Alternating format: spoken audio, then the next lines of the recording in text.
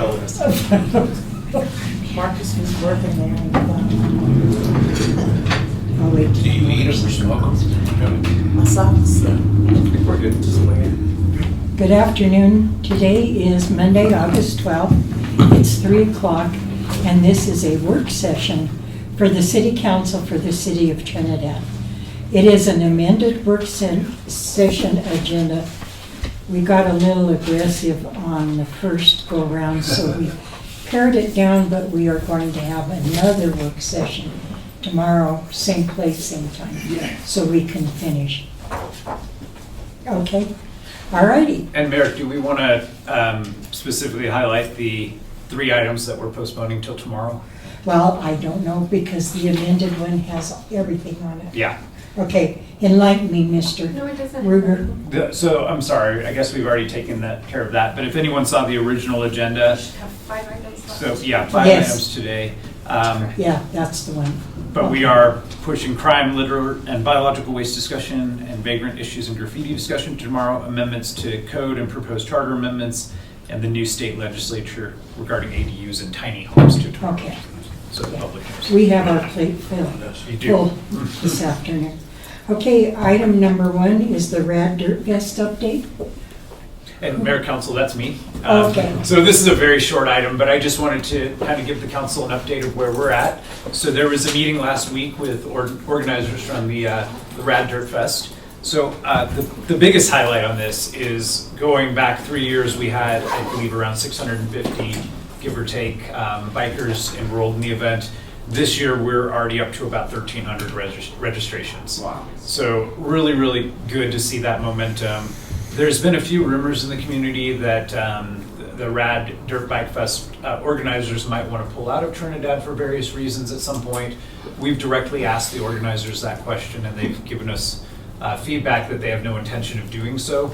And then the other thing for this year is we are going to see if we can do something special. The Friday night, the event's on the 28th, but the 27th, see if there's something special we can do for the bikers to welcome them to our community. So we're working in tandem with everybody. We hope our businesses downtown will be involved, and we're sure they will be. But it should be another great event this year. So we're really looking forward to it, and that is the update. What are the dates? The race itself is Saturday the 28th. Oh. of September, apologies. But what we see is bikers come into town on that Thursday, the 27th. I believe registration packets are available at 2 or 3 p.m. that afternoon, so they can get their numbers and everything they need for the race. The Radfest themselves brings a lot of vendors that hang out to support the bikers. And then the race will happen that Saturday, and we're hoping that some of our guests will stay over through Sunday and enjoy other things that Trinidad has to offer.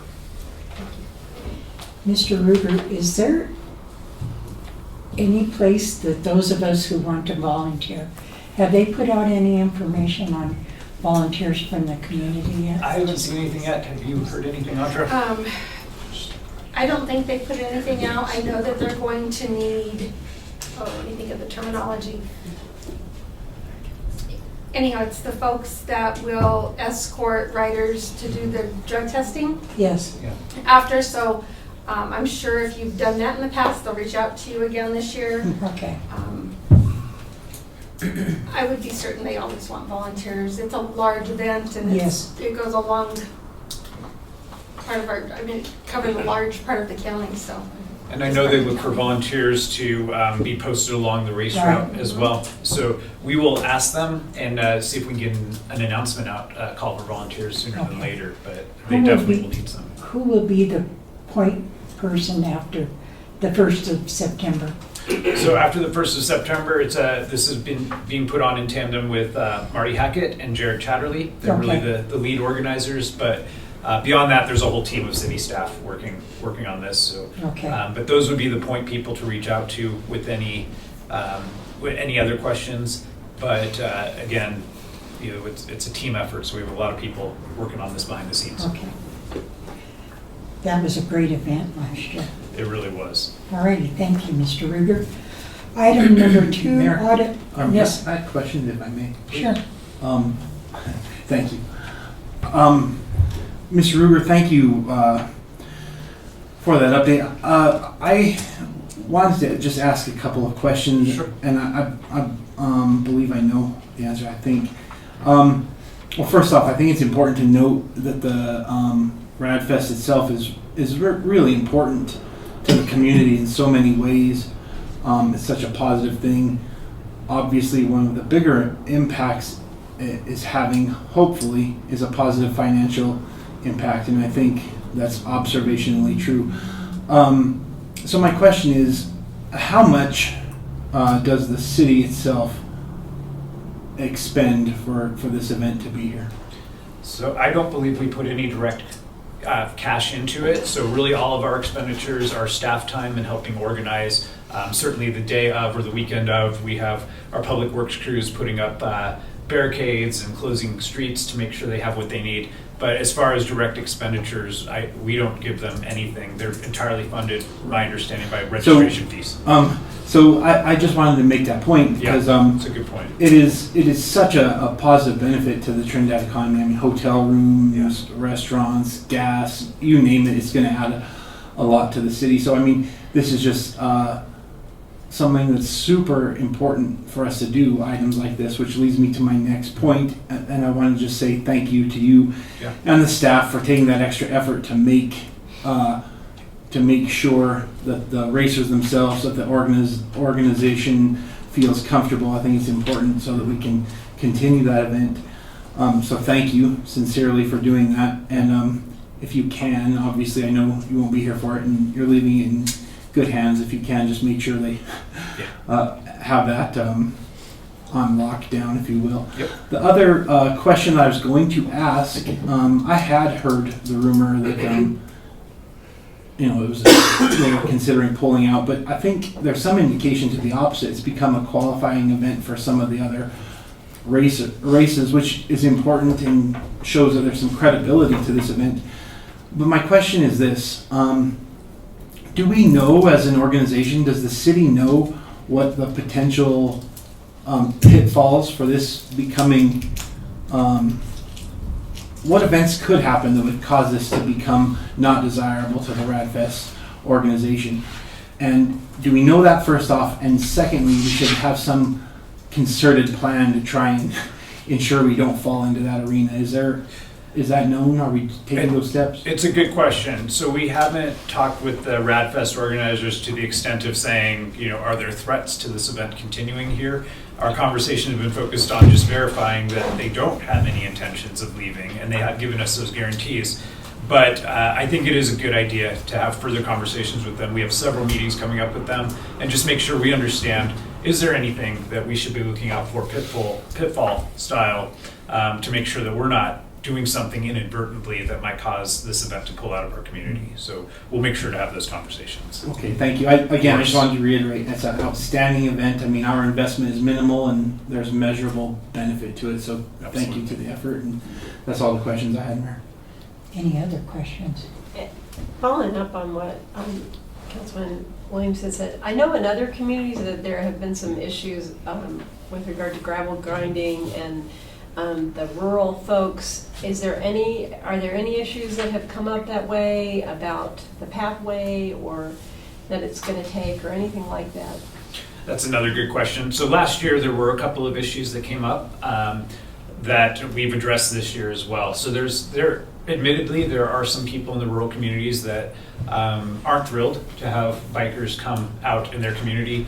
But I know they've had the chance to speak directly with the RadFest organizers, and I believe there has been some dialogue about ways that they can mitigate those concerns. It's a very minor semblance of those concerns, so we're not hearing it across the board, but it is something that we want to make sure that we're having those conversations and can be as good at neighbors as possible with people in our community and in our county. Thank you. Of course. Do you think it would be a good idea if somebody from council started going to those meetings? It would be. So let's figure out a time when maybe a council member, or actually, I think what would be great is if maybe early in September we could get our prime contact, her name's Tamara, with the RadFest folks to come speak to you all at a work session. And then you'll have the opportunity to have a conversation directly with them. I think So that would we be can a ask great and make idea. that happen for you. Okay. Any other questions, comments? No? All righty, item number 2 is an audit update. So Mayor, Council, I'll help introduce this. We have Jim here from Hinkle and Company. So they are a brand new audit firm to the city. So this is the first year that they've gone through our financial statements. And Jim is here to present to you about what they saw and answer any questions you all have. So I'll turn it over to him. Thank you very much. My name is Jim Hinkle with Hinkle & Company CPAs, and we did do the annual audit of the financial statements. I will start off by saying that I just spent a long hour with the mayor, town manager, and the finance director kind of going into a deep dive into the audit process and the financial statements and answered all their questions as well. We started off by the audit by us obtaining an understanding of the city's internal accounting controls. We documented those. We're looking primarily for segregation of duties. Accounting transactions typically take 3 steps: the initiation, the recording, and the approval of a transaction. And we want more than one person involved in those steps in each different cycle of accounting: cash receipts, cash disbursements, payroll, etc. We then selected a random sample of disbursements and payroll transactions, and we test the control features, the approval processes within the internal controls. Was the invoice approved properly before payment? Was the account coding documented and correct before recording into the general ledger? Those types of things. We do that for 2 reasons. One is to determine if there are any significant deficiencies or material weaknesses in internal controls. A significant deficiency is defined as a design flaw in the system of internal controls that would allow an error to go undetected in the ordinary course of business. And a material weakness would be a significant deficiency that might result in a material misstatement to the financial statements as a whole.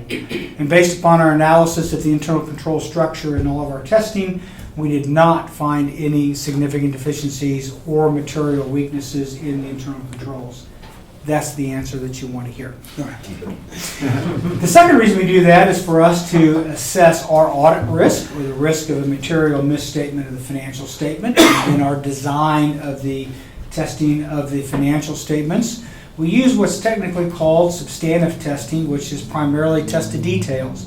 We drill down into account balances and we look at the underlying transactions and we verify those with supporting documentation. Invoices, cash receipts, contracts, agreements, things of that nature, looking to make sure that those transactions are correctly reported in accordance with accounting procedures and policies. We also use a lot of analytic review. We compare this year to last year, this year to budget numbers. We look at some relationships between the income statement and the balance sheets. And we're looking for relationships that we either can't explain or didn't expect. And if we find some of those, then we do more tested details. The end result of that is our audit opinion. And your opinion is an unmodified opinion, which in layman's term is a clean opinion. States that the financial statements have been prepared in accordance with general accepted accounting principles and consistent with prior years. That's also the answer that you want to hear. In some cases, not yours, but in some cases with municipalities, we have to do what's called a single audit. And that is when you expend more than $750,000 in federal grant monies in a given year, we have to test compliance with those federal awards. You did not spend more than $750,000 in 2023, so therefore we did not do a single audit. I'm not sure if that'll happen in the future. Hopefully you'll get some big grants, and you will, but we did not do that. Finally, we also issue a required communication letter that management has. We are required to communicate in writing if certain events occur during the course of the audit, and we have nothing to report that's negative in that letter. We did not have any difficulties with the audit. We did not have any disagreements with management, and we did not have any audit adjustments. Errors where we found that the books and records needed to be corrected in order to be in accordance with general accepted accounting principles. So we did not have any of those. Finally, kind of an odd one is we did not become aware of management talking to other auditors, called opinion shopping. If we disagree with management's accounting procedures, and they just go find somebody else that agrees with them, and they fire us and hire them, and we're required to tell you if we have any of that, and that wasn't the case. So all in all, it was a good audit. I would like to commend Cheryl and her team. We ask a lot of questions. We require a lot of documents and schedules, which is in addition to their ordinary course of business that they do, their normal jobs. And they were able to respond to us in great fashion. Probably the most important thing that I like to communicate to those charged with governance is that we as auditors felt like we had complete open transparency.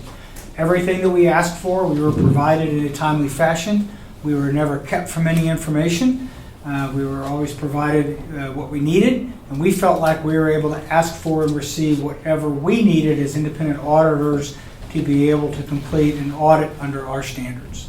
So I think that's very important for you all to know. With that, are there any questions about the audit process? Aaron, No, I have no questions about the audit process. Eli. I just had a question for you, just out of curiosity. How small, there's some governmental agencies that are exempt from auditing. How small does a municipality have to be before they're exempt? Expenditures less than $750,000 in any 1 year. Less than. $750,000 for the entire year for all funds combined. And then they file a long form exemption report. And then if you have less than $50,000 in expenditures, you file a short form exemption report. You're a little ways away from that. Frank? No. Happy? I don't have anything. I've got a couple questions. Thank you for being here today. You're welcome. So in your personal experience, and as much as is possible to your company's experience, express as a percentage, what percentage would you guess, and I know it'd be a guess, would you say of municipalities that you audit leave with a 100% clean record? Clean audit. I will answer it this way. We probably audit 25 to 30 municipalities, cities and towns, and another 6 to 8 counties in the state. It is extremely rare to have a modified opinion where the financial statements are not presented in accordance with general accepted accounting principles. We call that an except for opinion. Except for how something's treated, it's in compliance with general accepted accounting principles. That is very rare to have a modified opinion. It is not that rare, I guess I should say it that way, for very small municipalities to not have any, or to have a significant deficiency or material weakness in their internal controls. Very small municipalities that have limited number of staff might have segregation of duties problems. Probably the biggest thing we run into is, and we mentioned this in our pre-meeting, those probably smaller municipalities that do not place a high importance on financial reporting end up being habitually late getting their audits done. And their accounting is not very clean, and they need a lot of adjustments to get things cleaned up. So in that required communication letter that I mentioned that we would issue, we would actually say that we applied the following audit adjustments to the books and records, and we might have a list from between 2 and 15 audit adjustments where we would have to clean up the books in order to be in compliance with general accepted accounting principles. Larger municipalities, we typically don't have that problem where they have the access to good quality individuals that have the skill, knowledge, and experience to do their job. They have adequate segregation of duties. The smaller, more rural municipalities really have a hard time recruiting that level of accountant knowledge, if you will. That's where we run into those, where we have lots of audit adjustments, fixing the books and records, where we found mistakes and things like that. And those are more common in the much smaller rural municipalities. Okay. It's really good to hear that the audit went so well, and I was just really trying to determine, where that puts Trinidad in the in what percentile. But It was a good clean audit. Right, I get that, but thank you very much. And I'm not sure I could put like you're in the top 80% I or get that. 90%. I get that, but That might be hard. yeah. It's good to hear that the audit went well and that the staff has done such a good job of it. So thank you for being here. Thank you. That's it. Any more questions? Just, I think we owe a great gratitude Yes. to Ms. Navarrete. Yes. 10 points. Thank you, Mr. Rico, I appreciate it. All right, thank you. Thank you. Item number 3 is the strategic plan review.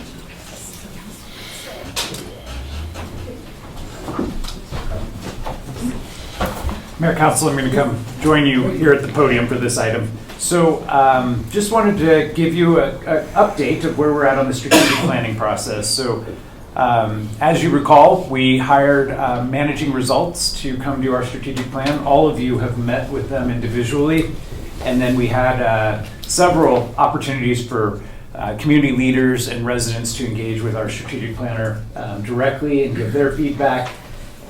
Council did a 2-day strategic planning retreat back in the spring to really fine-tune goals and then talk strategic priorities and then identify goals for each one. So the culmination of all of that led us to meeting with the strategic planning consultants as staff a couple weeks back to have some very intense meetings with focus groups, staff focus groups for each item that you identified. And our mission was to take your goals and then put numbers to them. So for example, that could be by 2025, one example is we will create a robust economic development plan. So we have added in those numbers, and you'll see that in the backup material that's been presented to you. And we are to the point now to where we're ready to have the council adopt the goals and the strategic priorities that you all have identified and the community has helped us with. So that will appear as an action item on next Tuesday's agenda. But I did want to kind of go through just a handful of things today in preparation for that. So one of the things that I really wanted to just say out loud to you all and make sure that the public gets a chance to hear this is the vision and mission statements that you all came up with, which I personally think are outstanding, and I think they're well thought out, and they're not just hyperbole like you see in a lot of other strategic planning documents. So the vision for Trinidad is the most resilient, innovative, and courageous city in Colorado. And I think that's a terrific vision for us to be aiming towards. Our mission statement is the mission of the City of Trinidad is to provide comprehensive governmental services to residents and visitors so they can experience a safe, welcoming, and vibrant sense of community. So thank you, for helping us work through those issues, and thank you to the community members who were involved as well in this process. I really like the last part of the mission statement, vibrant sense of community, and I think that's something that our whole community should strive for. And I feel it every day when I get to wake up and be in this community, and I know you all do too. But I think we can work harder to enhance what that sense of community actually feels like for people and be more cohesive in our approach. I wanted to talk about our strategic priorities, and so I'll identify them, and then you'll see in your backup there's goals below each one of those. I'm not going to read every single goal because there's a lot of them, but we will go over those in more detail when you adopt these goals on Tuesday. But the strategic priorities that you all came up with, again, with the community's input, is economic vitality, sustainable infrastructure, quality of life, and good governance. And so all of those things, I think, are very contemporary for Trinidad and exactly the things that we should be looking at. Most strategic plans will have anywhere between 3 to 5 goals. You have 4, so you're right in the sweet spot for how we'll move forward. So ultimately, through adoption of the strategic plan, we'll have kind of a 5-year roadmap. And one of the things our consultant is going to help us with is how we can live and breathe this so that it's not just another plan that goes on the shelf. So one of the things they're bringing to the table, which I've actually never seen before in other strategic plans I've worked on, is a full, robust implementation plan. A draft of that was presented to you. That's really the in-the-weeds plan that it's up to us as staff to follow and make sure that we're meeting those milestones and then reporting back to you all. But you can take a look at it and you'll get to see the really hard work that our team has done behind the scenes to really put something together that makes sense, that we feel is actionable and we feel is realistic. A good analogy, and not to pick the scab off of something, but in 2015, when we had our Department of Justice ADA orders, we agreed to really more than we could ever possibly accomplish in the time frame given. So I think there's lessons learned that we can take from those types of things and really look at this and say, is this reasonable? Or is this pie in the sky? 5 years from now, are we going to say, what the heck were we thinking back then? And I don't believe that's the case, but I will say it's going to be an awful lot of work for staff and the council and the community to accomplish these things. So the last thing I will say is, they're not here, but I do want to thank our strategic planning team, and I think you've all had the chance to at least meet Marv, and then his partner Jeremy was down for the staff sessions as well. I think they've done an outstanding job, and like a lot of consultants that we've hired, they've really kind of taken a love to Trinidad. And so where they thought they were going to come in, this was just going to be a small, normal town, the passion that I think they show for this community and the appreciation for what we have and what we can accomplish really shine through. And that's not just money where my mouth is. Marv was actually considering moving to Trinidad. He was so impressed with our community. So there were other factors, and he chose Corrales, New Mexico. So we're disappointed about that. But it's what a nod to our community to have someone come in who knows nothing about us and immediately be so stricken with us that they want to move here. So I think that's a good testament to what our community gave him feedback on, what you all gave him feedback on, and honestly the quality of staff we have working behind the scenes. So that's my presentation. I'll answer any questions you all have on the strategic plan. And again, we'll have more opportunity to get into the weeds a little bit further on Tuesday's meeting. Aaron, do you have any questions? I don't have any questions. And I don't have any questions. Frank? No. Eva? I did have one Yeah. on the economic vitality, Yes. number 3. Why it's by 2029, the city working with the LTAB complete a branding study. Why 5 years for a branding study? Yeah, that is a good question. So if you look at the implementation plan, you'll see more of the staff discussion on that. I don't know off the top of my head why 2029 was identified, other than I think that we want some time to get in the weeds of some of this and really identify our approach to make sure our branding aligns with that.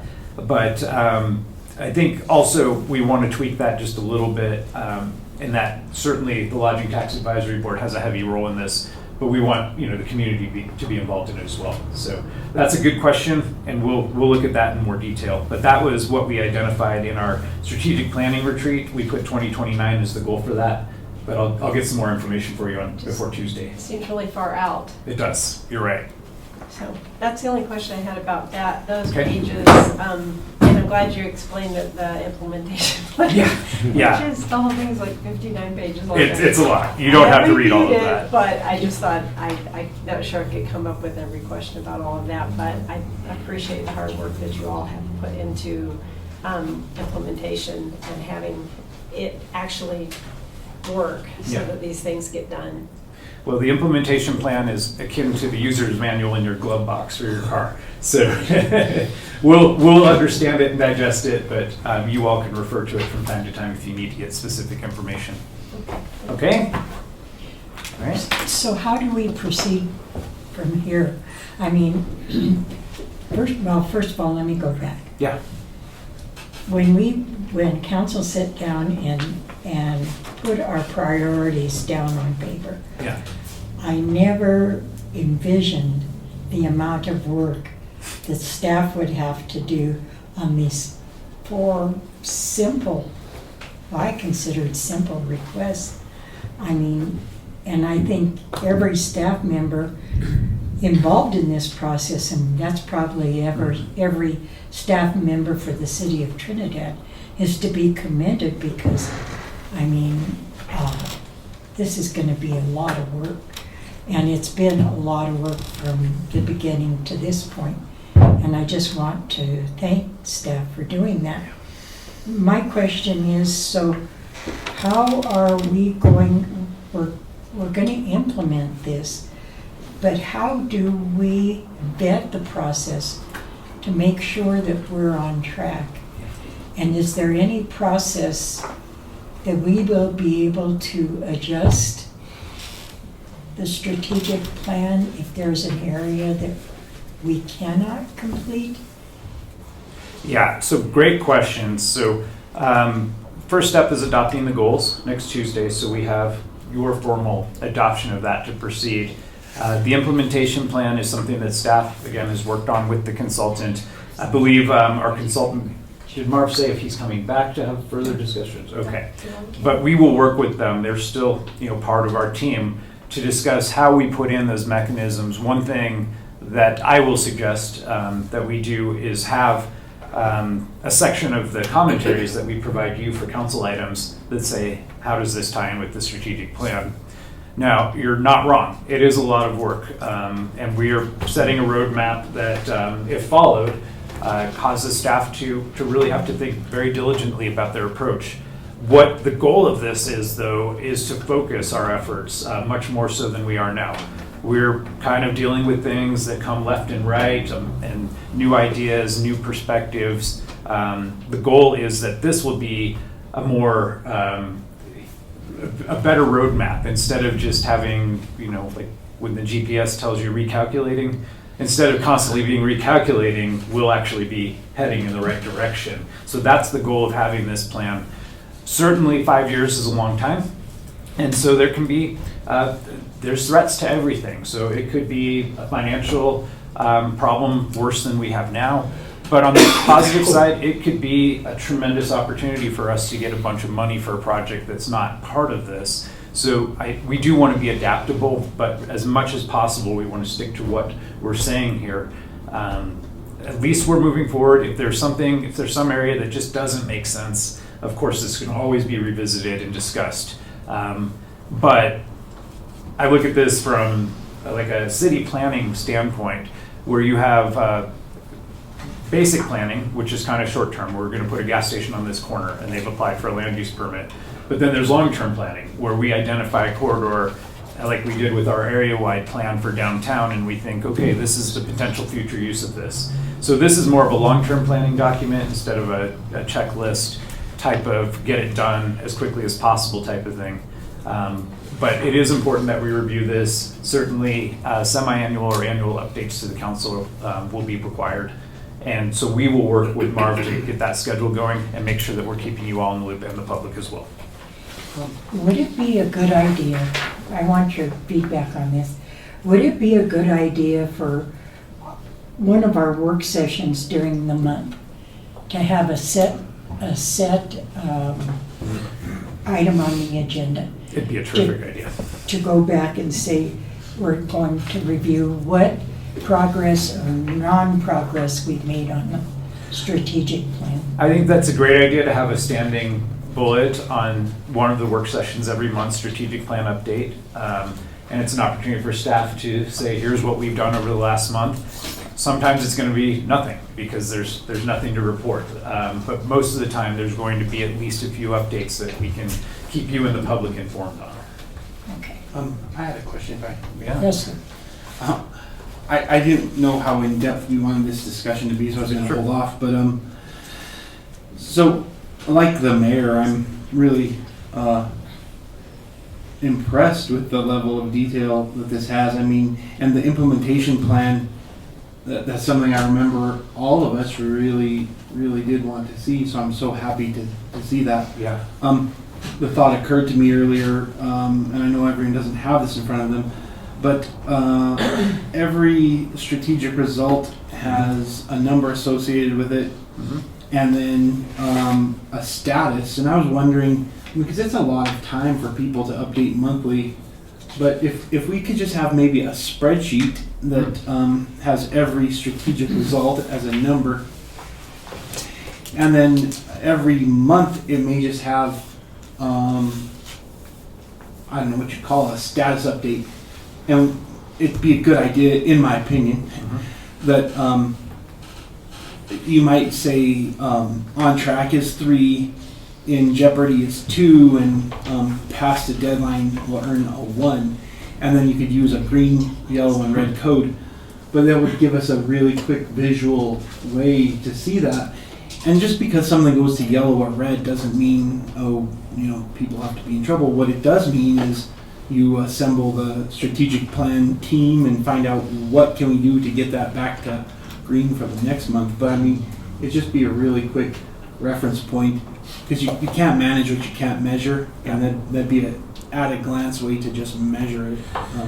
I think just an idea. I appreciate that. I think the worst case scenario would be is if we're behind significantly on one of the strategic results and you all find out 6 months after the due date, because we don't want that. Yeah, there's one, and it has by 10/1/24. I mean, Yeah. so that goal is coming up, right? And it'd be really nice to see in October that remains green, and then it has the other effect it has is hopefully has the effect of energizing people to keep that in the green, because there's a lot of great stuff that you guys put together for the 4 simple points. I know, Yeah. it's pretty amazing. Anyway, that's the only Thank input you I for have. that. And thanks for recognizing that. Marv, I don't know if he's going to tune in, but I'm going to out him a little bit, and his partner Jeremy. He was saying, why did you give the council the implementation plan? That's, staff's roadmap, and we feel it's really important for you to see it and see the hard work that staff put into it, and for you to understand specifically how we're going to go about accomplishing these things. And so, I don't mind, Audra doesn't mind, none of us mind. If you see something in here that really stands out, let us know. We'd rather hear feedback on it now before we get too far along and have concerns. But to Councilmember Williamson's point, yes, there are some very pressing, immediate deadlines that happen before the end of this year. And so we'll be meeting and seeing how we can start chipping away at those and making sure we assign ownership and accountability and that type of thing. I like your idea of the spreadsheet. We'll kind of flesh that out, and seems to me that there should be a comment section as well. So if we are getting into the yellow or the red, it's right there, and we say this is what's going on and why we're having challenges with this. It'd be nice to see at a glance. But thank you all for your support on this. Trinidad actually has done some strategic planning in the past, and not anywhere close to this level.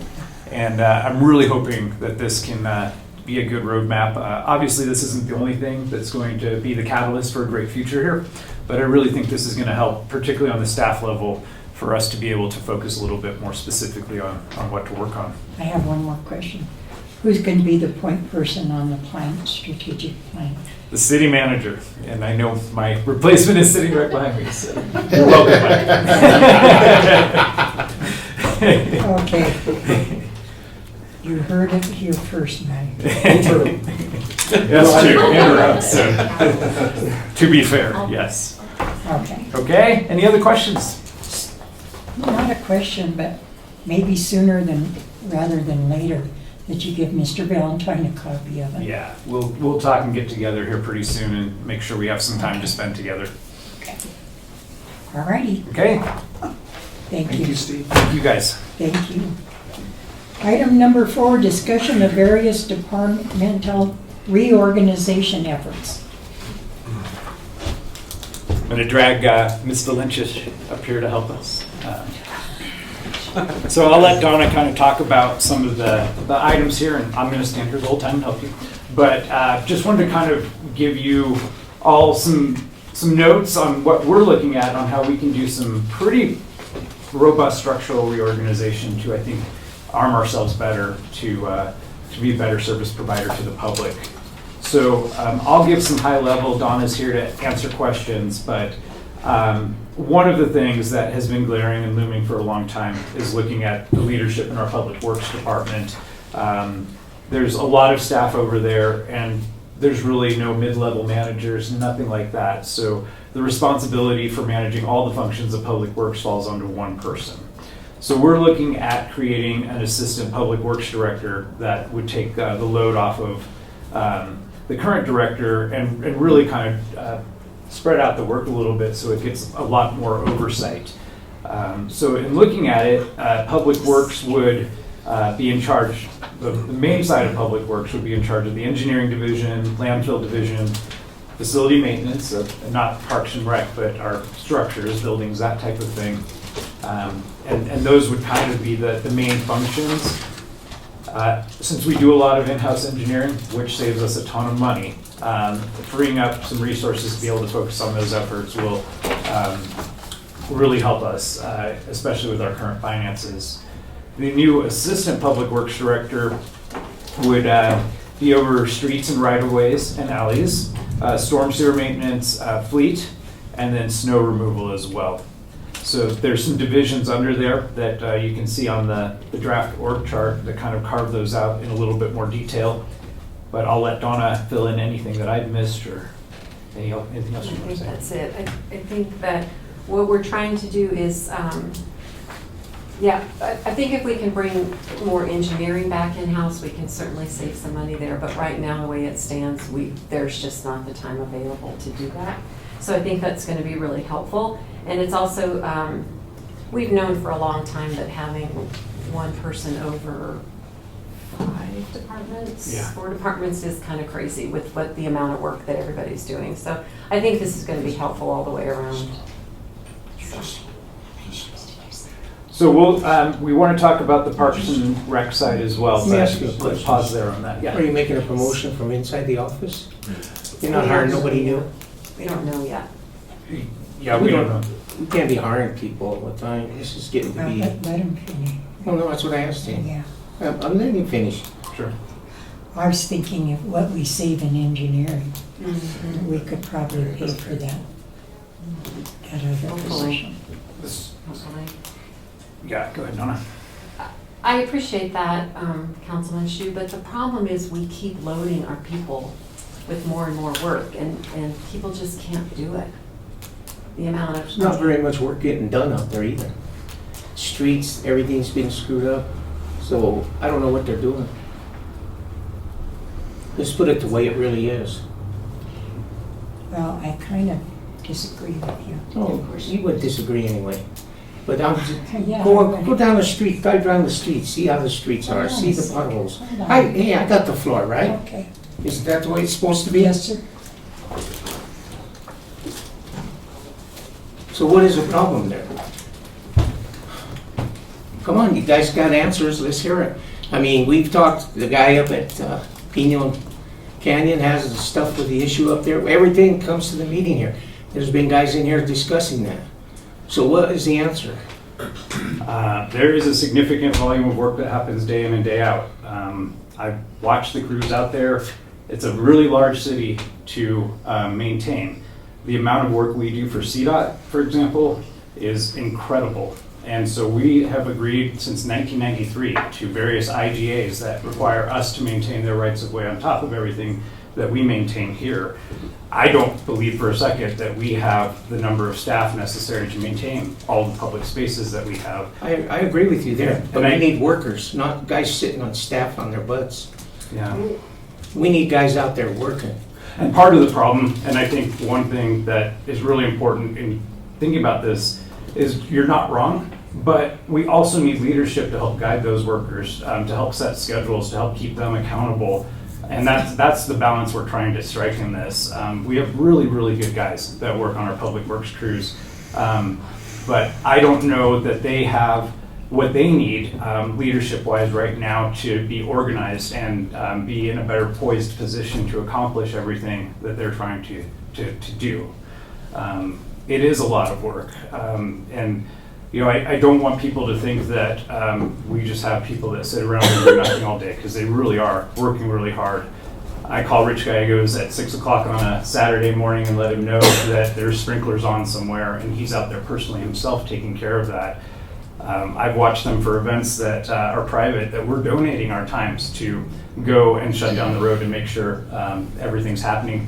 We've gotten a lot of compliments about trash being picked up for certain events, that type of thing. So I do believe these guys are working. Are they working as efficiently as possible? I don't know. And that's kind of the goal, is to add some leadership. So to Donna's point, it doesn't just fall on that one person who is managing all of these different functions and trying to add direction to all of that. So that's kind of what we're trying to accomplish in this. I will say unequivocally, staff in Public Works has gone down in the last 10 years. I don't know by how many, Donna might know, but for almost all of our functions across the board, we've lost staff over the years instead of adding any staff. So we've looked at the budget numbers. We have to invest in people. Our budget, 80% of it is personnel because we don't produce a product. We provide services to the public, and that's done by human beings. And so that's kind of the logic on this. We're open to any feedback. That's what we're here to talk to you all about. And if there's thoughts differently, we will absolutely take all of that into consideration. So. Mayor, I have a question Yes. about this particular, before we get into the Parks and Recs. So the way I look at the org chart, you have the city manager over Public Works, and then I'm assuming also over the assistant Public Works director, or will the assistant Public Works director answer to the Public Works director? How's that Yes. going to work? Yes, the assistant will answer to the Public Works director. Okay, and then ultimately the Public Works director answers to the city manager? That's right.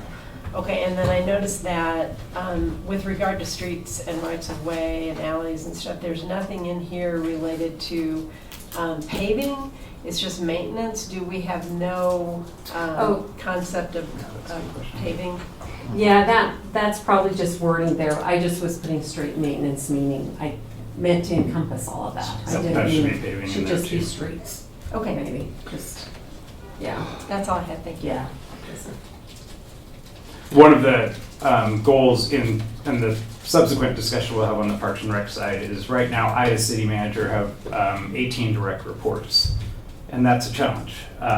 That's really spreads me thin to give people the attention that they need. So part of that is making sure that we have a leadership team that can really be responsive and get in the weeds and help us be better performers. So that's part of the logic on this. If I may, Mayor? Yes. And I don't want to muddy the waters here, but Steve, you were mentioning 18 reports. Yeah. Is that, do we have entire org chart anywhere? We can get that for you. It's Yeah. 13 directors, I believe. I mean, I'm sure that Ancillary starts to stuff. become really complicated to produce as the Yeah, it's Yeah. hard to get it on one sheet of paper. And I mean, I have personally built these, and it is quite complicated, but it would be nice to see it. So as we continue this discussion, I was going to ask. I'm sure it had to be part of it, but was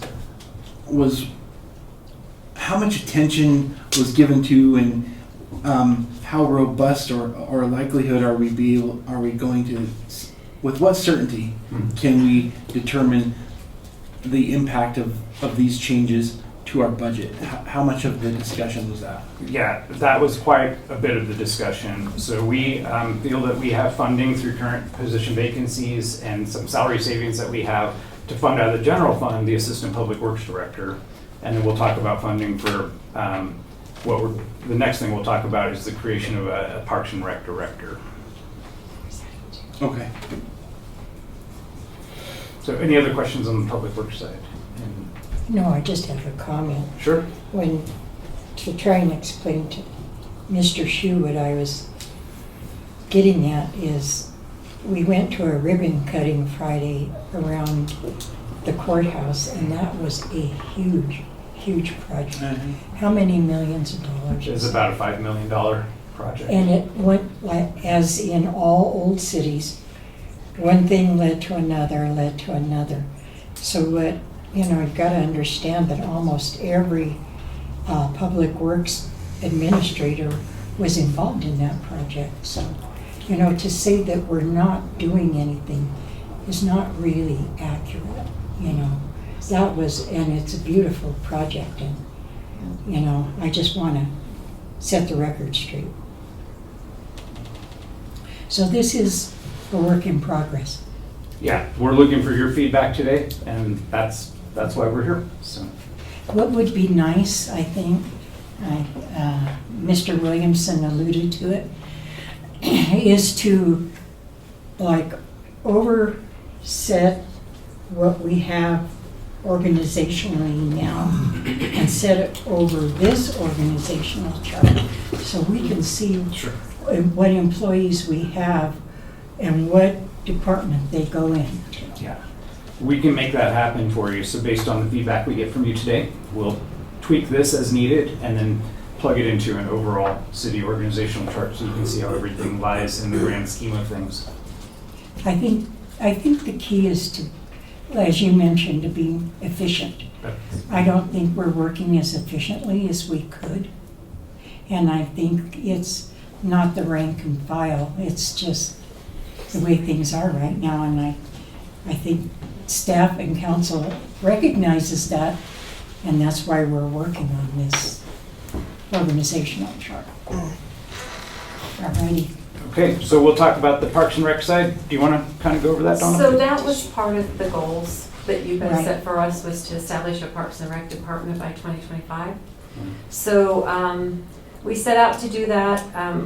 So the way we envisioned it was the street side of it, Public Works would go back to taking care of streets, alleys, open spaces that are not recreational, i.e., the boulevard down Colorado, different spaces like that, the triangle at Colorado and Willow, or I probably don't have my streets right. No, that's right. But anyway, that would stay with Public Works. And then the Parks and Rec department is going to be parks and areas that are involved in recreation and community enjoyment. So that would be the parks, the trails, the community center, those sorts of things. So that would move over to the Parks and Rec department. So we created that position, and then we created divisions under there. So you have like the Sports and Rec division, you have the, and then we made a community enrichment division. So under your parks division is going to be the maintenance of the parks and the trails. It's going to be the programming for the community center, what Marty does, the organized sports there, and then the other half of that is community development, and that's where we'll fall with the Welcome Center, festivals and events, the creative district and Main Street stuff, and the Space to Create facility. That stuff will all fall under community enrichment. And tourism functions too. And tourism. Right. I was racking my brain for S2C. Oh. Oh, yeah. Sorry. I should just put commons there, but it's stuck in my brain to do Space to Create. But anyway, so that's what we're hoping that looks like. I think we're still working on some tweaking in there as well. But in general, this is what that's going to look like. Does anybody have any questions? Yes, please. So on this one, I really, really like this one because we had spoke before about this. And I've actually been really excited to talk about this a lot. But as time goes on, these programs will grow. And I'd like to actually see those two separated out a little bit because eventually, not as of right now, but as the programs do grow, because most of the things that are also in our strategic plan and that everybody's been working on, the community and Parks and Recs, those two areas are going to grow and they're going to require more attention. So I like the way this is set up because that can be separated out. That community enrichment really makes a lot of sense.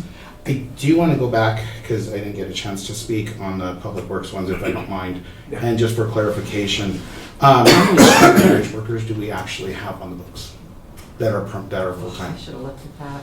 I want to say it's around 16. So No. 16 for how many square miles Maybe of I'm road? off on that, though. Yeah, we don't have that many. Yeah. Okay, So so that's- that's less than 16. So less than 16 for how many square miles of road through the town? That I don't know off the top of my head, but it's a significant amount. Well, this is the reason I'm asking. Yeah. It's just because, I just wanted to clarify for justification.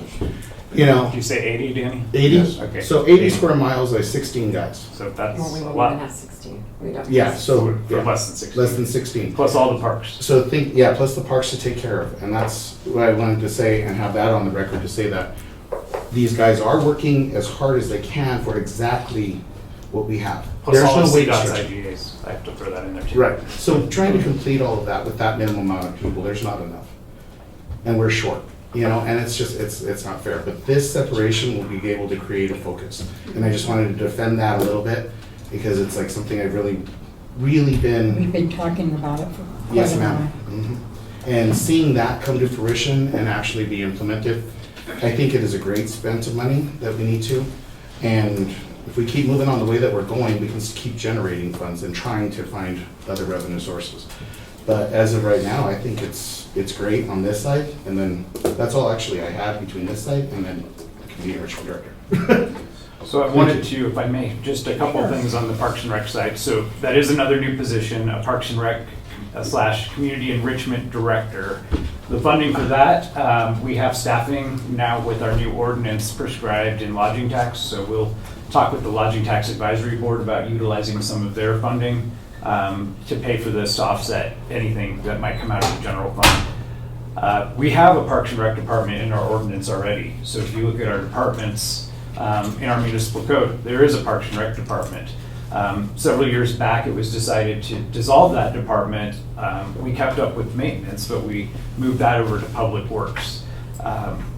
With people wanting us to be a tourism town, your goals of creating a robust Parks and Rec department and getting back into being more of a traditional city that can put on some events, that can have some more programming, that can have some better leadership, especially as we're adding more Parks and Rec amenities like the OSLA property, getting better representation from staff instead of more of a hodgepodge when we deal with people like the RadFest folks. They'll have a single point of contact. So that's what we're looking for. And then also, again, it takes a lot of functions away from the city manager and direct oversight, so that frees up time for the city manager to be working on more high-level initiatives. I do want to mention one specific position that's part of this organization chart. So we've been having conversations with the Creative District and with some of our friends in the tourism realm. And so Margie Farindelli, as you all know, has left. She took a job over at the History Museum, so that has left a vacancy in her position. We want to look at that position and work together to see how we can maximize that position. So we're thinking that would be a good fit to move tourism and kind of promoting the city, working with our marketing and advertising contractor, and then also working on creative district things. That goes hand in hand. One of the terms that's come up is economic development in terms of tourism. That has to do with tourists coming here and us getting people to come enjoy our outdoors and that type of thing. When we look at staff, there's been, over the years, a lot of people who have been assigned certain roles, whether they have the expertise in that or not. And that's not untypical. Most small towns, in fact, a lot of big towns see that happen. But this is an opportunity for us to see if we can get someone who can come in and really come with a strong tourism background and help us accomplish the goals that you all are setting in the strategic plan and a lot of the conversations the Lodging Tax Board has had as well. So I just wanted to point that out. There's kind of a unique opportunity here. We keep wanting to put directors in that. Wouldn't it be smarter to hire some guys to put on the street? We just went through all that. Those where all the complaints are. Wouldn't it be a little bit smarter to hire a few more guys to work in the parks and street and also buy equipment so they could get this stuff done instead of sitting here arguing that they're not getting it done and they keep saying that they got too much work, too many parks. So where's a program to start to have employees to come back and get this work done? Because those are the guys that do the work, not the people sitting on the chairs and the staff. And I would counter that just slightly in that I don't know many managers and directors here who don't get their hands wet and pitch in where needed. And so, I mean, I see lots of You our just said directors that you out have there. all the work in the world to do and you're pitching in. You just said you don't even have time to do what you gotta do. So Well- what are you talking about managers? Let's put it the way it is. Let's try to get some people out there to get this work done and get the parks and stuff done. Quit interrupting me. I'm just telling you. Pitching in above and beyond their normal duties is what I meant. When we looked at the Santa Fe Trail Days, Right. I watched directors there for 14 hours on Saturday. I'm not arguing with you there. I'm just saying, wouldn't it be a smarter idea to try to get some of this work done? Right, but all of those workers also need somebody who's going to help them with scheduling. I'm not who's arguing going- that, I'm so just saying, that's where's why the we're- program to get people to work besides the directors? Yeah. You have nothing in there to put that. This is all about just the reorganization as a one-off, but we will be going through our 2025 budget process here. That is really the mechanism. If we want to add line-level workers and we want to talk about where we can divert funds, that entire process is what that's designed for. I really would like to see us, and certainly that's why we're bringing it to council, but get to a structure that's going to be so much more functional than it is now, and more effective in us responding to the public's need. But this doesn't mean that we're not well aware that we could always use more help out on the We streets. do know we need more people. We do. Absolutely. So we need to work on a program to get that Yes, done. ma'am. Yes. One of the things, and I think one thing I can answer that might really help is we are not doing a good job with our revenues. Audra and I are going to be meeting soon with some other staff to look at putting more of a robust fee schedule together. There's a lot of services that the city donates to private events that we don't charge for. We're kind of unique in that. So to me, that would be a great revenue source that we could put directly back into getting more boots on the ground to really help. So if we can strike that balance of having good, solid leadership and people who aren't so bogged down and having to deal with so many things and can give that direction scheduling like Donna says, but then also add some boots to the ground, I think we'd see some marketable improvements. Audrey, do you have something? I have a couple of things to Please. add. So back to the paving of the streets. I know that the city receives a lot of criticism because we haven't paved entire street segments for a number of years, but that goes back to our ADA requirements, that those corners all be ADA compliant and how they align with the street is as well.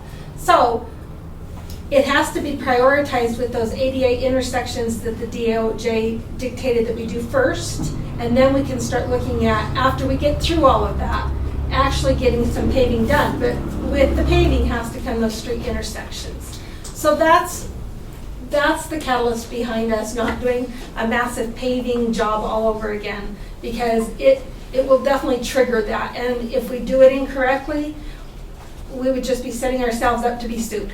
It happened in Pueblo. They were under an order, and I don't know if they were under an order if they had gotten sued, but they got sued because they didn't do it correctly. So we need to just be mindful of that, and I would hope the public would understand, and I get that they probably don't, because it's hard to understand everything with the DOJ and what we've gone through to try to get us to where we are. Secondly, this capital improvement fund allows for maintenance as well. So part of our discussion on this reorg is, yes, we don't have an adequate number of people, but we can contract some of this work so that it's not so much to be done.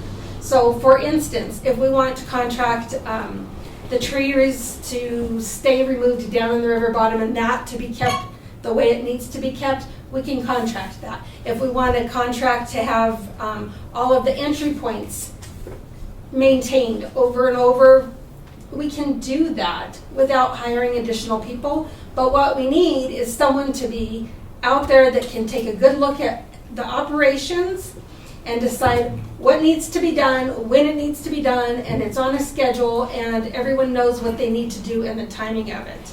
That's why you need that leadership role in there. And that's what we're lacking. We literally have a public works director that's probably as scattered as our city manager, because he has so many departments that he's supposed to be overseeing.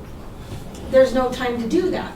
So that's why. We're not trying to ignore the fact that we need employees, because we do, but we have options as well. Well, you know, when you mention that, contract labor, it's probably, in the long run, cheaper to do contract labor than it is to actually hire. Especially with Because health our insurance. health insurance and our benefit package. Right.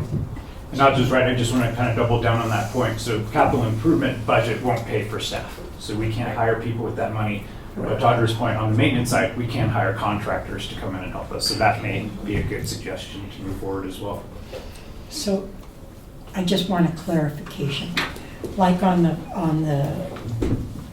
square that says Parks and Rec Community Enrichment Director. It has a new position. That doesn't necessarily mean we're gonna hire somebody. That might be somebody that's already on staff Yes. that will be elevated. It could be. Just because we say we want that, it's a vacant position. Doesn't mean we're correct. gonna. Same could be said with Right. really any of our positions. So the Assistant Public Works Director, Yes. we will post it under our policies, so it'll be open to anybody who wants to apply. If it is an internal person, that gives us opportunities to kind of reassess and say, Mhm. what can we do to, we'd still be down a position, but maybe it would be less of a hit. Okay. Yes, ma'am. I had a question about the Community Enrichment Division and how that's described. I think it's important that somewhere in there, the words arts and culture somehow Yeah. appear, because that's also a major leg of our tourism efforts in Trinidad. So something in there needs to reflect that. It's a little bit too boxy to me. Thanks for bringing that up. We talked about that under the heading of tourism functions, but I think it's a good idea to actually carve that out. Anything else? So I had a comment, if I may, Mayor, or a question. And sorry, it's going backwards. The facility maintenance division, I think that's something that we have sort of right now. I mean, at least with one employee, is that? But Angela? And Angela, okay. Yeah. I'm glad you brought One that up. part-time employee. Right. Well, but what I will say, and I'm sorry if you had more, but I get excited about this stuff because it's important. We've really had to spend a lot of money, unnecessarily so, because of really bad building contractors over the past 5 years. We saw it at the animal shelter, where last year you all had to make some appropriations to fix the HVAC system, which was brand new. We were down our pool because of a boiler that was incorrectly installed. Space to create, still, we deal with issues to date that we're still trying to correct. So we really want to move towards, and it's a high priority, but we want to move towards getting staff who can really oversee our building repairs and constructions and know what they're doing. We use our contractors for multiple things, HVAC, that type of thing. We have some knowledge here, but we really are lacking in the expertise to be able to know if they're really telling us the truth. Right. I'm not accusing anyone of lying, but we have no checks and balances on that. And unfortunately, we have seen where people say, no, it's good to go, and it turns out that's not the case. So the vision for the facility maintenance division would be someone that has that technical expertise to make those advisory decisions on and also perform the work? Yeah, yes, I mean, or a combination thereof. But we've highlighted that as a significant thing as far as just general building maintenance, day-to-day upkeep, basic repair. We have an amazing person doing that. But I think we should be pushing towards, as part of that division, eventually expanding it out into another staff person who can work more on the high level, repair stuff and make sure that we're not getting into a mess where we're going to have to pay more money in the future. Right. Okay. If I may. Sure. I always like this quote, and I don't know it really well, but General Patton on World War II once told his advisors, if everyone's agreeing with me in the room, someone's not doing their job. Yeah. And I mean, I think that to some effect we've had some of that today, specifically with this, but it occurs to me that we potentially are all describing the same problem, but from a different vantage point. And I would never want to speak for Mr. Hsu or put words into his mouth, but it occurs to me, we are discussing, at least this is my understanding, I want to make that clarification, we're discussing potential leadership changes and department functionality separation in order to do work more effectively, right? That's a good way to put it. I mean, and then after that, to address the issues that Mr. Hsu is saying, hiring an assistant public work director isn't going to be on a regular basis fixing potholes with coal patch potentially. But hopefully, that position will be better leveraging the employees that we do have and any additional employees that we can provide, correct? That's correct. And this person really shouldn't just be someone off the street who's learning the job. It really needs to be somebody who has the expertise to know how do we prioritize what gets paved, what's critical, what's a good schedule for aerating the parks. Right. Somebody who's going to be able to have at least that knowledge to lead and direct. And then, again, I don't want to speak for anyone else, but I think something that was alluded to was the fact that all of this is going to cost a lot of money. And I guess that's the question that is the question that I wanted to ask. Are we able to project with certainty that we'll be able to implement the structure and not cause ourselves to be further or closer in the red? I mean, and that's a good question. I mean, yes. And how can we project that? I mean, there's no certainties for any position that we have currently, other than the statutory ones. So, but we've looked at the budget. We feel that we can sustain both of these positions within the constraints of our current general fund, with a couple of the caveats that I mentioned earlier. I really think it's important that you all, with staff support and help, adopt a fee schedule where we start getting a lot more revenue in and can put that towards really maintenance, because they're renting out facilities that we maintain. So it should go right back into that, in my opinion. And then also leveraging some of our new lodging tax structure to get us, I wouldn't even say this is a new paradigm for Trinidad at all. We've had a robust Parks and Rec department in the past. That went away several years ago.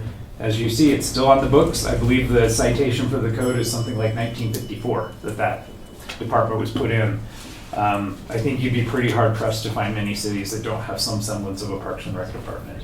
And I don't want to say that the people who are working on the quality of life initiatives don't count, because they do.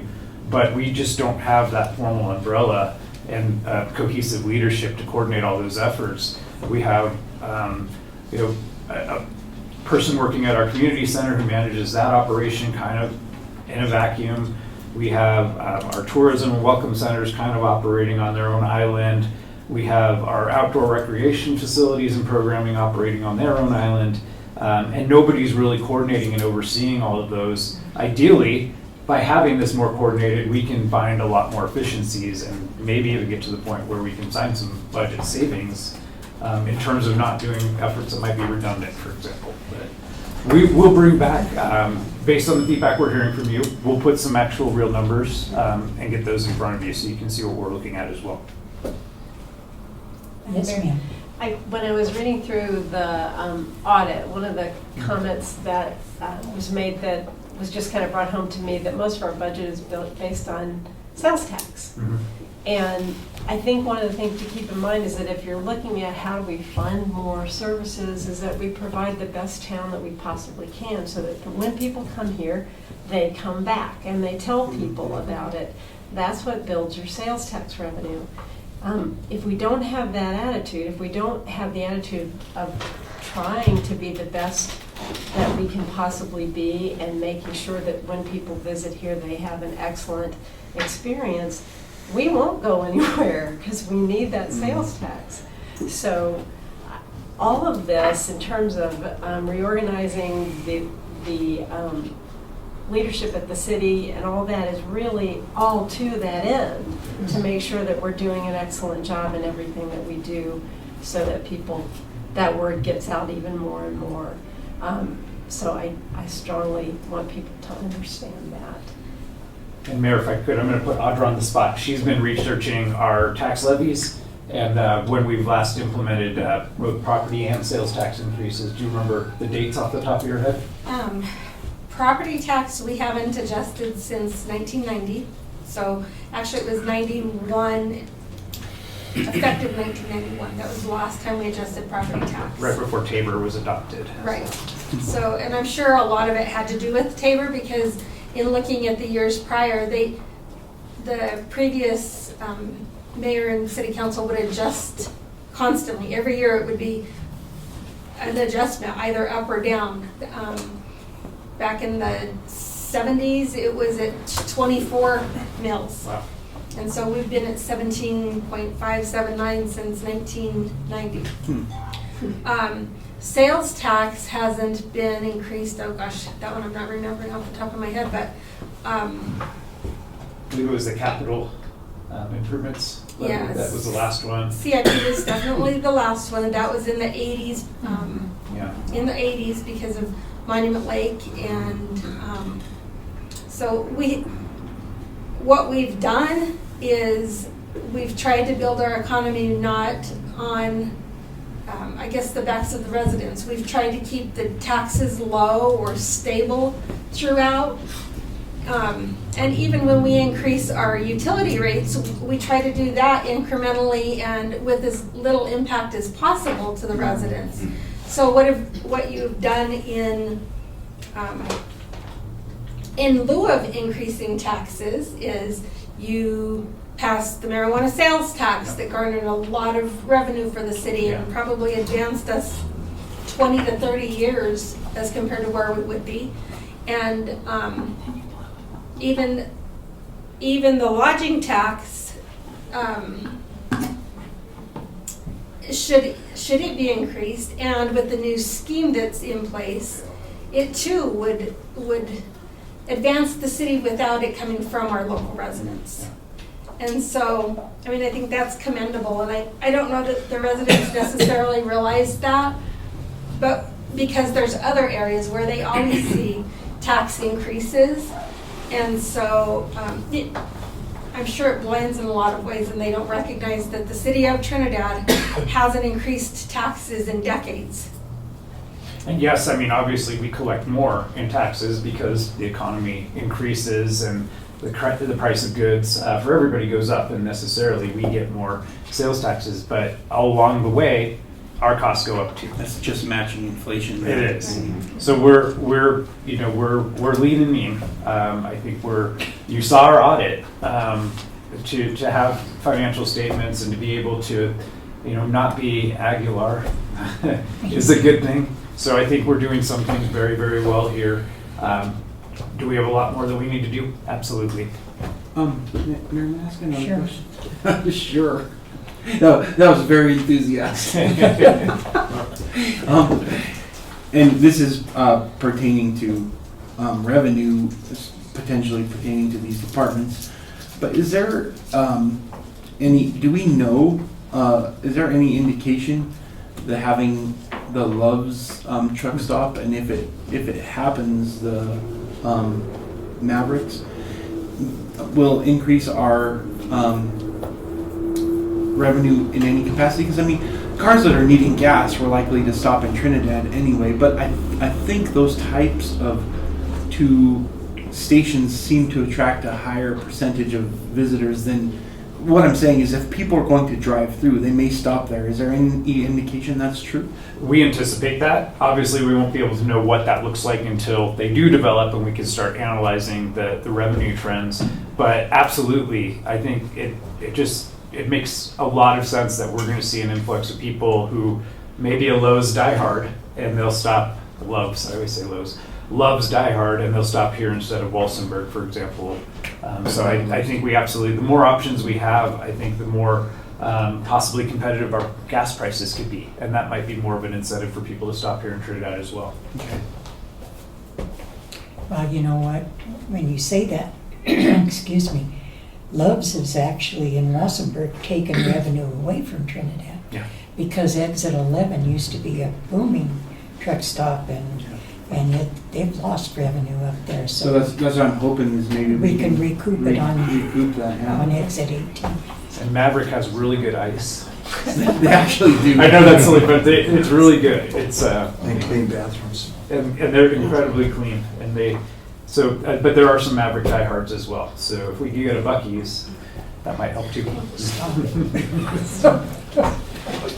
Thank you, guys. We'll take your feedback and give you some more information, particularly on the budget numbers, to make sure, we're bringing something that's comfortable. The last thing I just wanted to mention is you'll see in your packet, there are some ordinance changes that come with this, which is also why we wanted to have this conversation with you. So we'll have an opportunity to talk about those at a regular meeting as well. Okay. Okay? Thank you all. The last item on the work session agenda is Lodging Tax Advisory Board update. Ashley, Chris, thank you so much for your patience. Really appreciate it. Thank you, Mayor. Thank you, Council, for letting us come see you today. I'm trying to make this quick. Okay. All right. You have Skip over 5 that. minutes. No, I'm just kidding. I'm gonna say, he did a presentation, but we don't really need all that. 3-year goals. So for 2024, we wanted to onboard a professional marketing firm, see some positive growth in revenues and visitor counts, a new city event, and secure grants. I think we did get the marketing firm. We just found out that in July we had some positive growth on the revenue side of things. I think they said we had like $8,000 in growth in lodging taxes for the month of July, which is phenomenal. Is that a July to July period? I think it's a month over month. Okay. Yeah. Or year over year. Okay. So it'd be July of Same last time year. period. Yes. Steve could help correct me. Yeah, are we talking about the increase we The saw? growth, yeah. So in quarter 2 for this year, we saw about $8,000 to $9,000 more. It's the whole quarter. Just this the quarter, but we do compare those annually, and we'll obviously incorporate into our budget projections what we see in quarter 3 and the trends.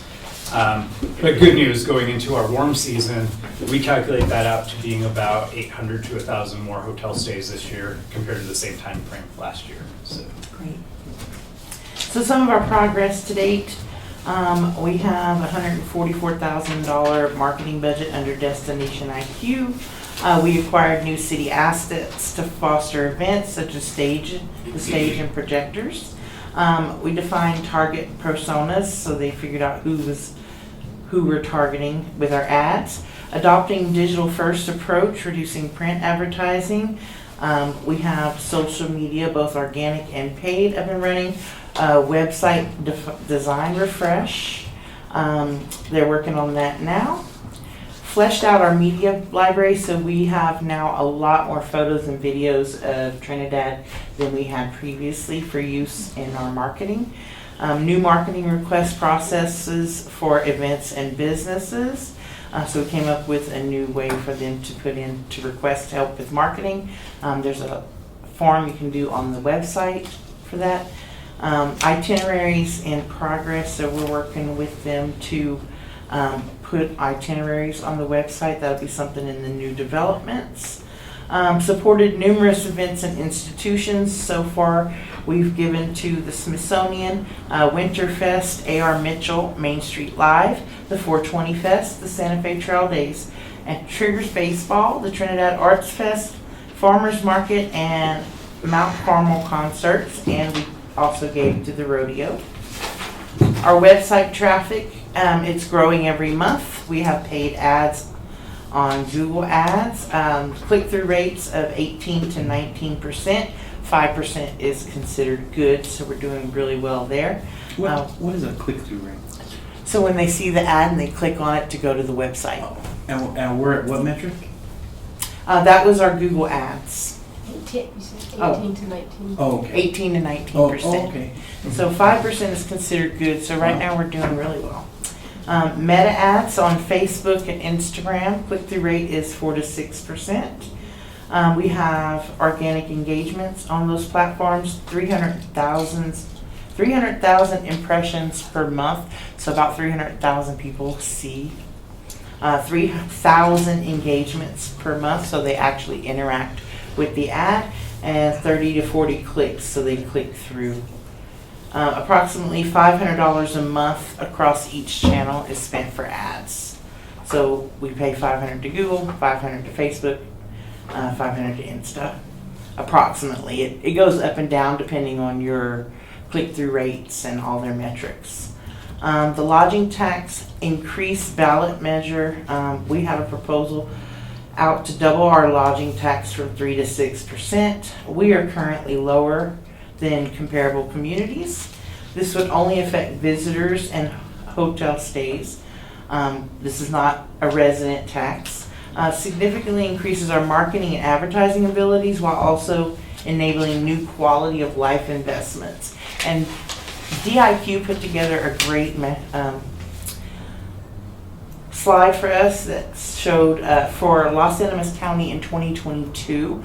We just had the release from the state of the Runyon report with all the data, so we don't have numbers for 2023 yet. But in 2022, visitor spending here in Trinidad was approximately $139,726 a day. We have 710 jobs in tourism in 2022. We made $1.2 million in taxes for 2022, which saved, and this is the number I really like, every household in Trinidad saved $150 in taxes that year. Because we taxed our visitors, we were able to save every household $150 in taxes. That's all I have for you guys. We do have some recommendations, but with the mix-up in our city staff, I don't have the papers filled out. I'll get those filled out to you as soon as possible. Thank you. Thank you. Erin? I noticed that you all bought paid, what's that called, paid something, or paid media, with some stations out of the Springs, and those, how are those? Was that the Fox 21? Yeah. Yeah, that was, I think that went through more the city staff than Yeah, our group. that was something that we paid for and kind of spearheaded. So what we did was work with Fox 21. We had done this, I think, last year or the year before to do a campaign for Trinidad. So we had primetime slots for advertisements for visiting Trinidad, and really just some great information out that people could see about some of the awesome things we're doing, and really try to encourage people to come down here. It wasn't all that much money. It was less than $10,000, I think, to have. It was several weeks of ads. We were able to directly market Santa Fe Trail Days because of the timing of that, and we saw the number of people that showed up, so hopefully that had a terrific impact. And we really do believe that the structure of the lodging tax ordinance and the work that these people are doing, especially on the marketing and advertising side, is influencing that increase we're seeing in hotel stays. We really believe that. We don't have any direct way to correlate that, but we do get, when Councilmember Trujillo and I, for example, were at the Municipal League Conference, there were a lot of people that were buzzing about Trinidad. So anecdotally, we're hearing that the word's getting out, and people are saying they want to come check out what we're doing. So, Another question: do you have any people from the hotel community that are asking particular strategies be effective for them? Not formally, like conversations. Really was more of like maybe Salida or somebody's doing something with their hotels on advertising. Again, I haven't really had it. If we could get someone at the meetings that can answer questions as they come up for us on the city side of things, because we don't really know how things go. We could work together to get that information, but like us, hey, we need this. Not really. No. We do have a hotel member on the board. Jason Decker owns the Well Hotel and Tap Room, so he is a hotelier in town. I think that those concerns should be attended to if they are raised, because that is how we raise, and that is how we. The lodging tax comes from people staying at hotels. It doesn't come from restaurants. It comes from people staying in hotels, and so I think that they should have a voice in how that would best assist them to improve their business. 100%. We are going to be holding regular meetings with our business partners. I have to say, I don't think any of them showed up to the first one. Hopefully they'll come to the next one. Okay. and Mayor Council, just on a side note, there has been comments made about the lack of representation on the Lodging Tax Advisory Board from the hotel industry. We couldn't agree more. So nobody from the hotel industry has applied to come before you to be appointed And that really needs to happen. They have to go through the formal process. I have heard some direct feedback that they would like to be invited to directly to participate in conversations and participate with the board. So that's something we can log as something the lodging tax board can work on to maybe do some enhanced direct engagement with the hotels specifically. Eli. Thank you, Ashley. Any other ways of promotional protocols that would help pass the lodger's tax in November? Because you talked about advertisements, but for a broader range, local radio reaches out more than 1 in 2 seniors that don't respond or don't have Facebook or Instagram. We're supposed to be putting out some promotional radio ads for what we can do. I believe Chris was working on that. Yes, went so far as to, I think he said Chris, did you meet with someone about that? To figure out what we can exactly say. I know he was wanting to meet with Les at one point to just kind of suss out what we can and cannot say on these ads, but he was supposed to be putting together something. I can start back a little bit. I have visited with our city attorney on, how much and when, how much we can say and when we have to stop, and we'll continue to consult on that. We came to an agreement with DIQ, Destination IQ. They weren't real proficient in your traditional marketing, including radio. We chose to continue to do local radio because it has such an effect on the city. People do listen. I don't tell him that enough, but people do listen.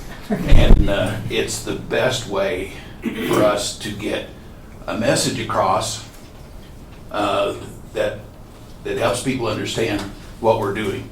So what we're doing right now, when we took it over, and because of my background in radio, I'm kind of managing it, obviously, with letting the board know what we're doing is promoting a positive image for city staff, for the city in general, for you guys, and that we are doing something, because there's a few negative people that throw things out on Facebook and different stuff that are not necessarily true, but people will hear them and they may think it's true.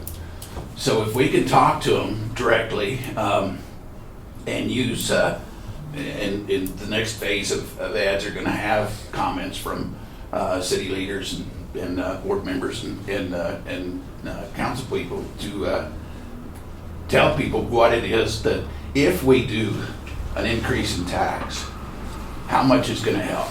The main thing is promoting quality of life. Quality of life is great for locals, but it's also very beneficial in attracting visitors. And it's going to take a little bit to get people to understand that, if you say, yeah, this is going to help our quality of life and we can do some capital improvements and stuff, they wonder, well, why aren't we promoting tourism? Well, that is promoting tourism. It's promoting things for for visitors to come and experience. At the same time, local residents can experience and enjoy them too. So that's kind of the plan right now. We'll move up closer to it and kind of get more direct, and if y'all decide eventually to put that on the ballot again, we know when we have to stop direct, but we can still do a subtle promotion on it. So hope that answered that a little bit, Eli. Yes, sir. Anything else, Eli? No, thank you, Mary. Frankie? No, thank you. It looks like you guys are doing a really good job on the board and seem to get together a little bit better and working. Thank you very much. That helps the community. We try. Yeah. Mr. Keel. Thank you guys for all the effort you guys are putting into this, because we really need to promote this as much as possible in the time frame that we have. And it's just going to be beneficial, and the more we push it, the better life we're going to have here, and the more amenities we're going to be able to bring in to increase tourism, plus just for us to do, because I know we all kind of want things to do instead of just sitting in our houses. So hopefully, Speak for yourself. yeah, we'll provide something for fireworks outside so you can watch it from the window. Okay. Thank you guys so much. Thank you guys for being here today. What I really appreciated about this presentation, you didn't have a bunch of, it's not that I didn't appreciate flashy pictures and that, but even without flashy pictures and charts and everything, you really had a lot of concrete data. And I remember Jason and Joe speaking at length that's what this approach would produce. So I think, you guys are making fantastic inroads into doing that, and as we progress, we can hopefully see incremental increases in responses and all of those things that will translate into directly more hotel stays. So thank you for what you guys are doing. Please stay the course there. I'm sorry, I know how many people is on that board? I mean, there's 5 currently. And that's the total number. That is, it's a 5-member board. Is that possible to be increased? What would those steps take? Mayor, Council, absolutely. It's part of the ordinance that you all adopted, so it would be an amendment to the ordinance to add. I don't think there's a limit, but you don't want to pollute it too much. But I mean, you could add a couple more members. Potentially, it'd be something worthwhile to explore. I mean, because I really feel that, I was reviewing the list of members, and I think all of you guys are there for specific reasons and really contributing. It would be good to have, and I fully acknowledge Jason's, hotel owner. I get that, but I shouldn't say but after that statement. It may be a really positive thing to have main chain hotels have direct representation. I don't think that we would necessarily need to go out and invite them personally, but if maybe we can initiate those discussions to increase to maybe a 7-member board, and there's obviously some pros and cons in doing so, and see what expertise that draws. I did want to ask if there's anything observationally or in general that you guys might want to share that you think would facilitate the work that you do. Is there anything that we as City Council or the city staff can do differently that would facilitate your mission? I think the biggest hurdle to us right now is not a consistent attendance of someone who can answer questions. Because we're all volunteers, we're not intimately involved in the city and what's happening on this side of things. And when we have a question about, can we even do this procedurally? Is this even allowed? Or what's this budget look like? Or, just that's our biggest hurdle right now, being able to have our answers and our questions. And Mayor, Council, going back to the previous discussion, so the position that we were talking about, who would focus on tourism, would 100% be assigned to be the staff person to work with the lodging tax board. So we are in kind of just this small transition, but we'll work with them to see what kind of support we can give them in the meantime. I mean, these are things that, if I had the time, I would love to dig into all that and do it. I've become a little shorthanded at work, so I've been focused on that part of my life a lot more than the other things. I still have the time to do what I'm doing with the board, but like to sit and dig through budget numbers and really, make a report every month or every month, which has pretty much been the request. I would love to be able to put that together, but I just don't have the time. Right. Go ahead, Chris. Well, I was just going to add real quick to that. We do get the answers eventually, but when with timing and meetings, 2 weeks and everything else, it just makes things longer, which upsets and irritates, frustrates people because why can't you do something? I said, well, we've got to talk to so and so, and that's the biggest problem because the city's. We know that he's been, stressed out. He's leaving us, but it's hard to get answers immediately. So I just wanted to say that. And I've tried to be approachable. If you guys hear of someone having an issue, send them my way. I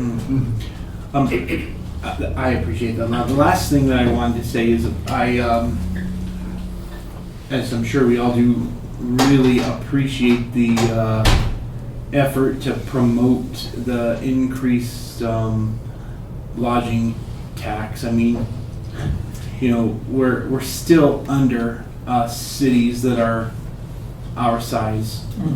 When people when people desire to book a hotel, I think this can probably be universally said. You have never once booked a hotel and said, "Hey, what's your tax?" I mean, you need the hotel in the area you're staying or where you've completed your travel segment. That tax increase will help Trinidad's coffers greatly, which should translate to increased amenities and services. So I think it's incumbent on all of us to stand behind and support that. So thank you for your efforts. I would venture to say that a tax increase on the lodging tax may help to not have to increase, say, a sales tax. Potentially, right. Property tax, because if we have that in revenue coming in, we don't have to take it from our residents. One of the things that I don't think people realize, if we raise the tax, that's gonna, if no adjustment is made by a hotelier, it's only gonna raise the price of a room, $5-6 max. And very few people that's gonna change their mind. They're not looking at, that total dollar, it's gonna cost me $6 more, so I'm gonna go here, although there's no place to go to get it less. And then also on the, we're talking about a hotelier possibly being on the board.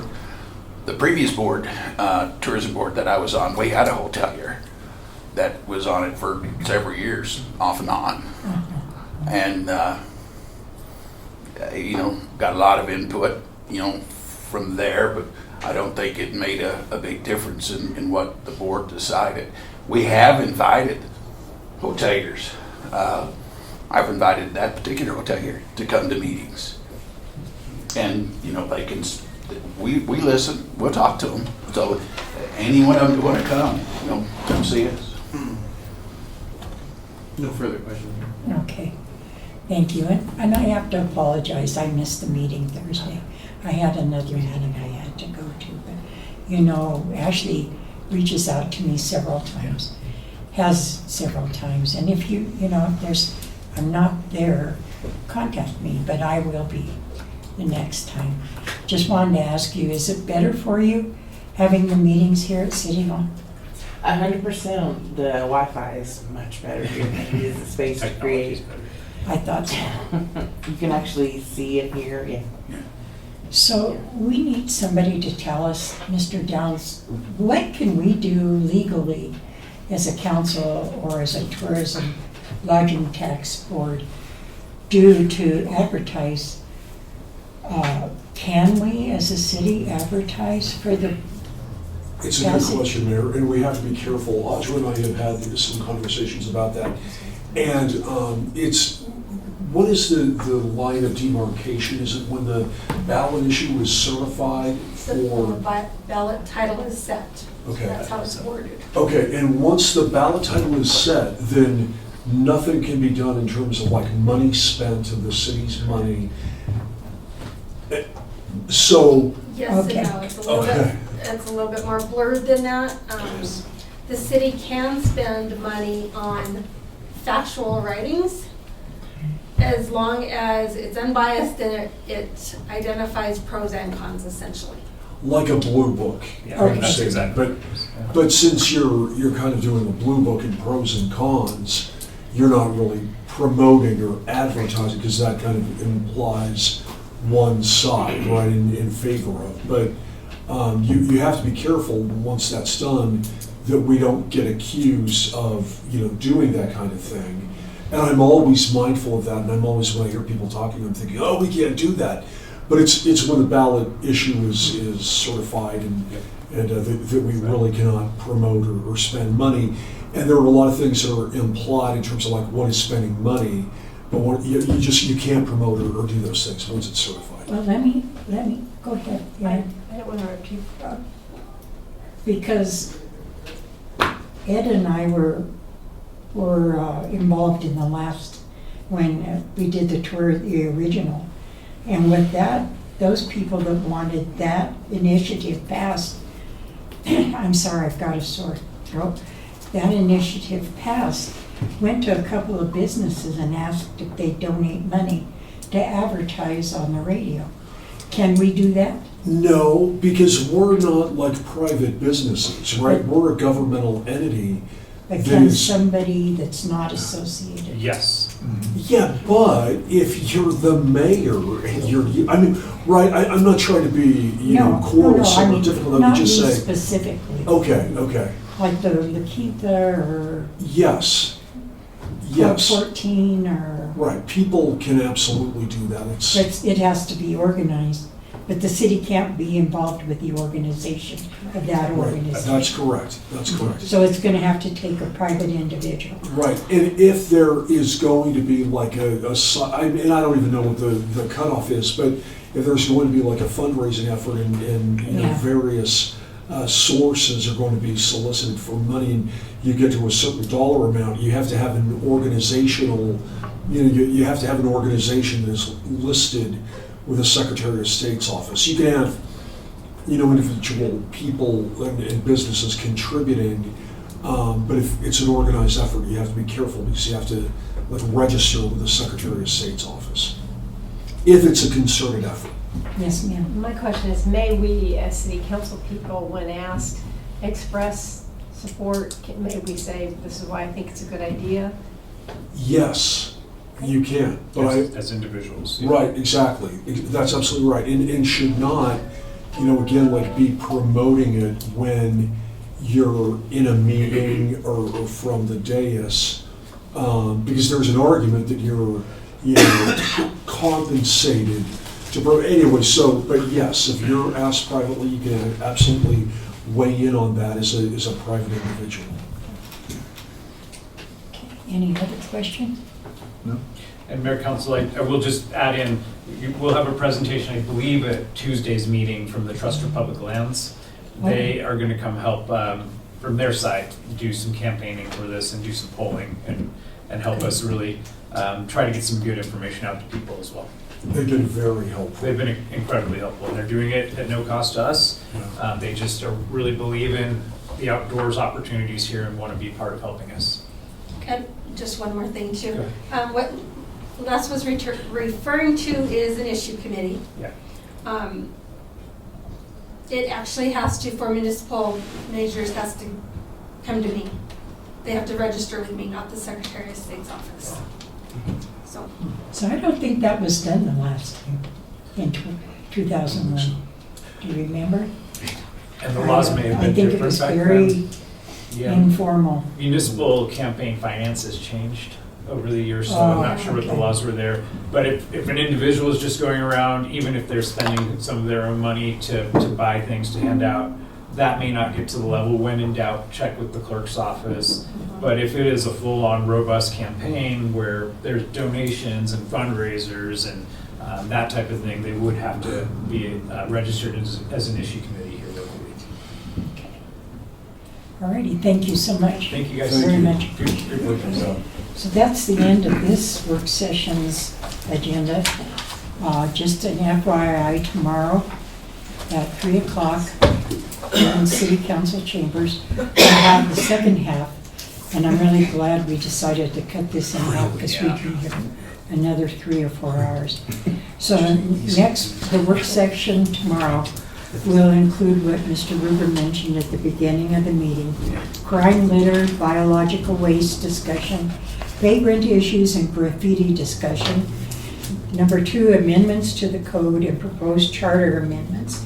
And number 3, new state legislation regarding ADUs and tiny homes. Mr. Downs will give us that information. Mayor, I can't be here tomorrow. Okay. I'm sorry, I have a mediation that's going to go all afternoon. Understood. I'm This sorry, was but it's just- all legal, I hate to not be here. No, I understand. I'm sorry. And I think we'll muddle through. Sure, you'll Thank do you. great. It was Sorry. short, it was a short notice. Yeah. I apologize. And then we will have a special meeting. It will be an executive session for the purpose of determining legal representation. So I hope you'll have a good evening. We'll regroup and come back tomorrow, hopefully. Oh, you made it through. Yeah, there are some.